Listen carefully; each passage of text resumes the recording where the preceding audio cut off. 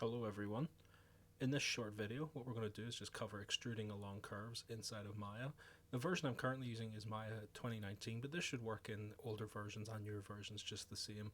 I know there's a bunch of new features that they start adding every year, but we kind of ignore a bunch of those sometimes because I can't keep up. Anyway, let's get into this straight away. Now, there's a bunch of things that we can do for extruding curves, but there's no way around it. The first thing we need to do is either make a curve or make an object something that we can extrude. In this particular case, I'm just going to make something really basic just so we can see the process first time around, okay? And then we can kind of play with some of the variables that come with that. So first things first is we want to create a curve. In this case, I'm just going to go and create, I'm going to go to create, we're going to go down to curve tools, and of course there's a bunch of different curves tools that you can use here, whichever one suits you the most is absolutely fine, but I'm going to stick with EP curve tool in this particular circumstance.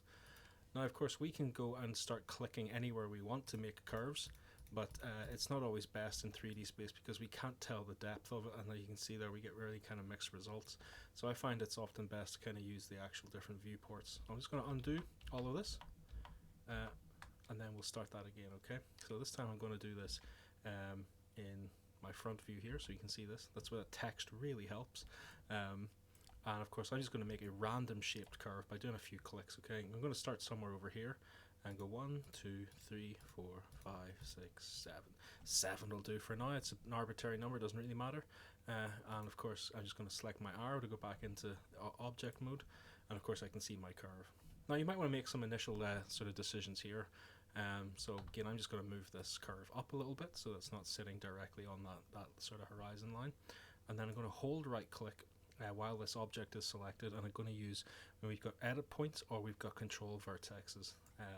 Either or, just let us kind of control different aspects of this. You know, edit points is how we made it, and control vertex is obviously, you can see here, it sits on the kind of curve generator. Now, either or, whatever one suits you, can be used to move and manipulate this round. And of course, this is a good place or a good time to kind of maybe make this curve a little bit more in line with what you're looking for. Maybe you're following a shape. Maybe there's a particular camera movement. Maybe there's a particular image that you're using to kind of inspire yourself. It's up to you entirely. There we go. So there's nothing, I don't want to do anything complex here, so I just want to keep things reasonably simple. And we can see all that, that's looking good. Again, we can control vertex if you want to just play with some of the subtlety. Nothing particularly fancy yet. I just wanted to solve that curve there, make sure it was as smooth as I can make it. Okay, so that's it, that's a curve, right? Nothing too fancy about that. And of course I'm just going to tap Q on my keyboard just to kind of clear anything that I've got there. I'm going to go back into a 3D view, and we can see that curve exists just fine.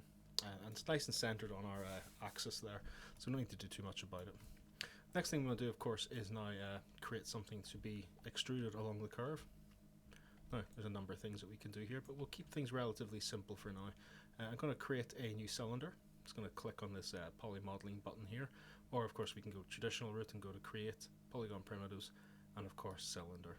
And it'll make a cylinder here at the origin. In this particular case, that's not much use to me, so I'm going to bring that cylinder over here. I like to bring its face relatively close to the start of the curve that we've just made, just so that everything kind of lines up a little bit better.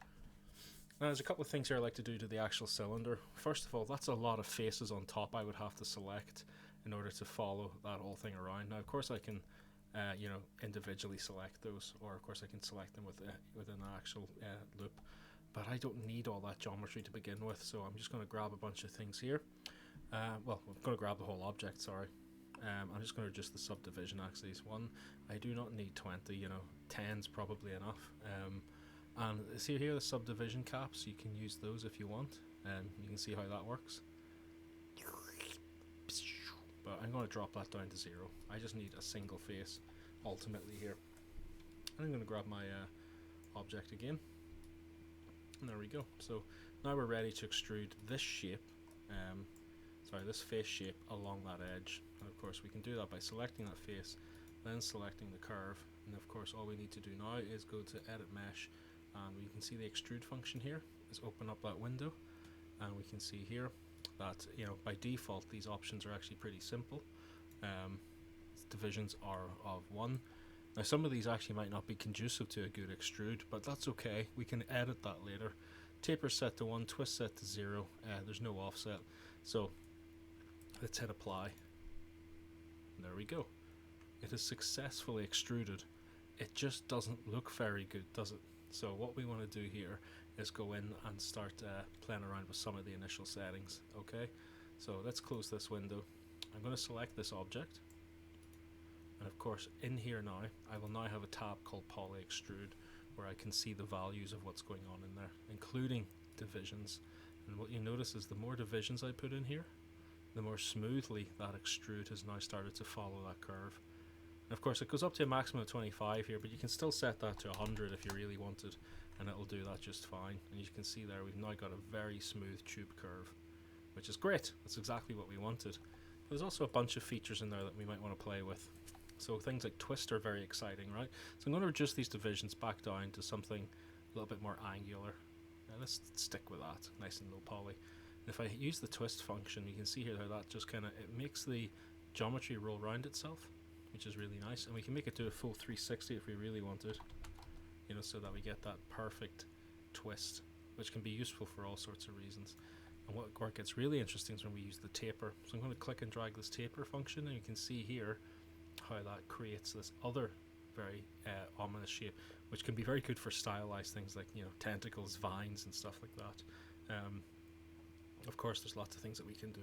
So I'm going to, you know, maybe reduce that taper to something like, you know, 0, just because I like it to kind of taper off and become this kind of viney point. And we'll leave that twist in at 360. That's perfectly fine. And of course there's lots of things we can do here in the taper curve as well, you know, so we can actually make things way more varied if we really wanted, you know, so you can have like these kind of lumpy style systems. You can, so there you get this variation, but that's up to you. I don't really like that, so I'm just going to get rid of those. I quite like my very boring kind of simple taper off there, which is perfectly fine. And of course there's you know, there's other things you can do here, like you know, you don't really need to use, but they're there if you want them, including smoothing angle, a randomness seed, and all that jazz. So things that we can still do here. One of the wonderful things about curves is that once we've made this, right, you know, we've got this kind of like nice kind of twisty vine style thing here. It's not particularly fancy, but it might be useful in different circumstances and reasons, but we might still want to make edits to it. The thing is your curve still exists, and those two are still tied to each other. Now we can't see the curve obviously because it's inside that geometry, so if you really wanted, you can click shading and you can go down and select something such as X-ray. And X-ray is quite cool because it lets you kind of see through the geometry in a semi-transparent way, which can be useful for certain situations like this.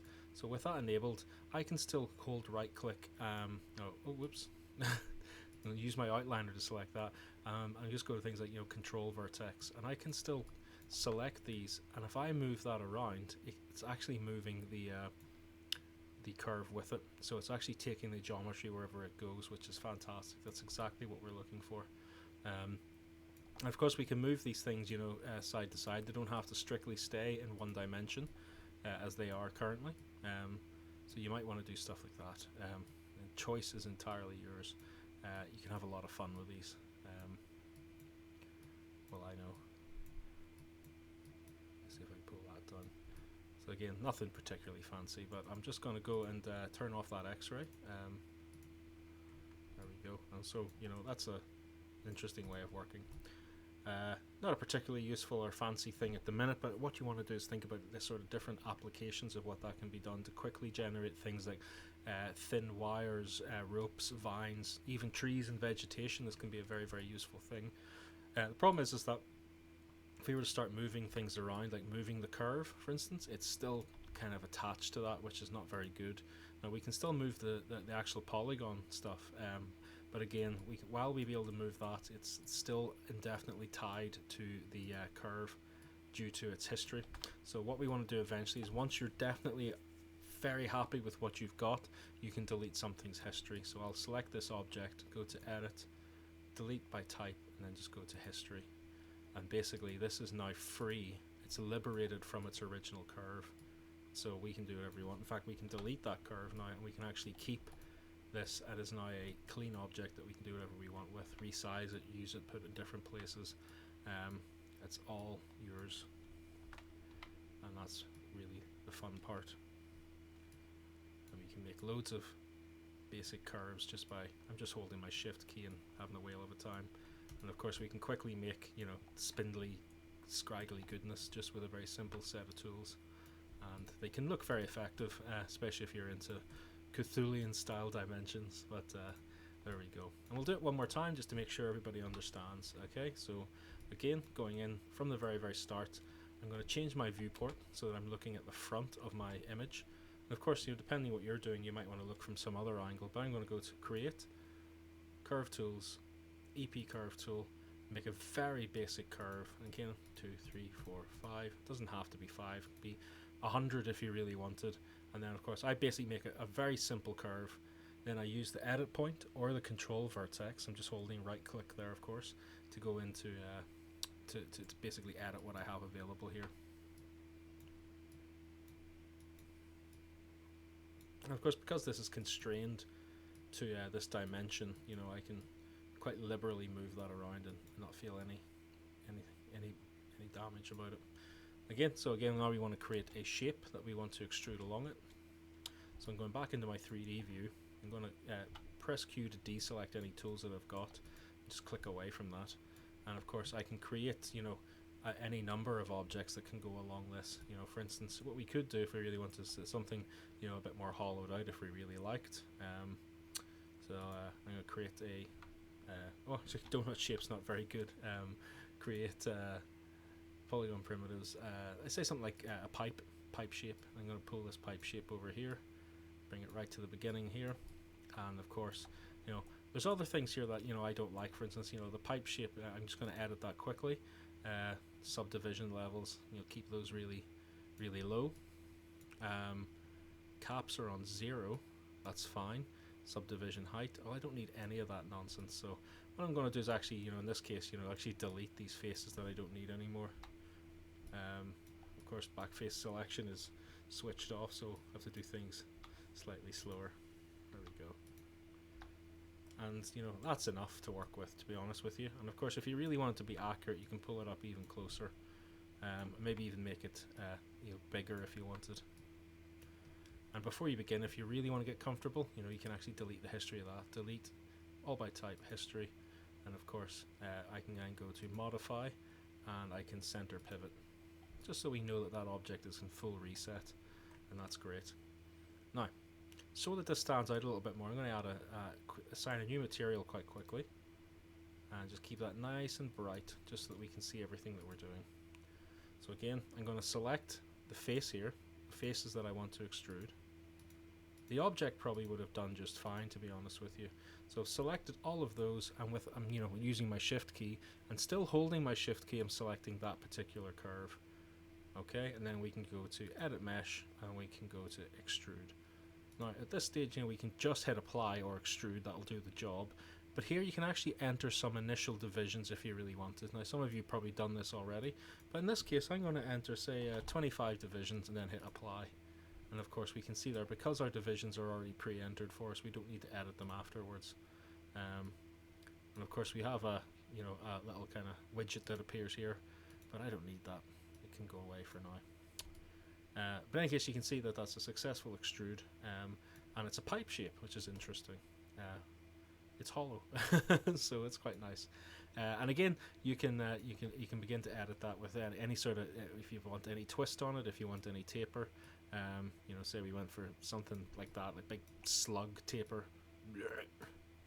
And of course we can add more divisions, you know, if we really want. You know, currently that's set to 25, and we set that to 50. We can see there. Of course we can see there's some issues with that particular curve happening there. That's just given the nature of curves, you know, sometimes the language struggles to work with it. Of course twisting doesn't really help it either, but I just think twists add so much character to these things that it's worth doing. It's really up to you and what your purpose is. So in any case though, that's another curve done. We can play around with these again over here, but in this particular case I'm quite happy with how things look. What I might do is maybe go back in and edit the curve in particular. Now I can't see the curve, but I know it's there. So I'm just going to hold right click over here and go to edit points. Now I definitely can't see things, so we need to do that thingy where we switch on X-ray. Now I can see all those joints in there. So again, that lets me kind of get in there and select the individual points where I can obviously, begin to manipulate that curve a little bit further and see if there's anything else that I like to do with it. There we go. Nothing too fancy. And there we go. So I'll just switch that X-ray off again. And there we go. Delicious smoothie ice cream curve type thing. And that can be very useful for getting past certain things. Obviously, of course, depending on the steepness of some curves, some of these things aren't going to work the way you want them to. But that's okay. It still gives us a general direction to work with. And of course, I can do things like mesh display and then just soften those edges, and just make it something that looks a bit sort of more organic. And of course, that can become some sort of interesting styled tree shape. Now, of course, one of the last things we want to do is separate that away from its history with that curve. So I'm just going to go and select that object and go to Edit, Delete by Type, History. I can quite happily delete that curve, or I can reuse it. I can use the same curve to do a bunch of other things, if I really wanted, but it's up to you. In this case, though, I now have a sort of, I might call that, mesh underscore tree trunk or something, tree trunk 01. And of course that can become something completely unique and different now. Will it become a tree trunk? I don't know. But at least it gives me a model I can work with, at the beginning of a model that I can work with at least. And become some sort of interesting, creepy looking tree. Now, of course, being a pipe shape, it's not really the best, but at least it's there. Some sort of hideous looking pipe creature tentacle thing. And that's all it's all about. So anyway, I hope that explains everything about just extruding along curves. Extremely useful, and there's usually a bunch of cool stuff that you can do with that. For instance, if I just kind of adapt that, shrink it down a little bit, and again, using my shift key, with shift selected, I can rotate things out. I probably want to change where the pivot is in this particular circumstance. That's not too conducive to the current setup, but it's interesting just to see that with one basic model you can begin to do all sorts of cool and interesting and disturbing things. Stick that there.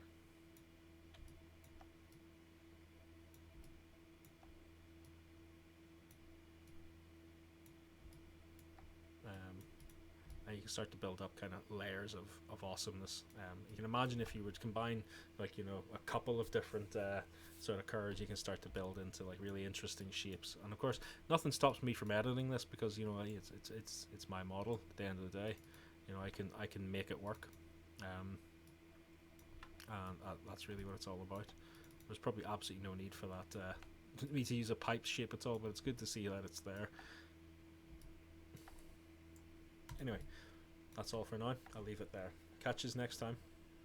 Remember, the request video feature is there. Find it on MLS, or I think there's a link on the Discord as well. So if there's anything that I haven't explained well enough or adequately enough, don't feel too discouraged. You can ask me right here, and I can show you straight away. And hopefully, we'll solve a lot more problems that way. Thank you very much for listening, and see you next time.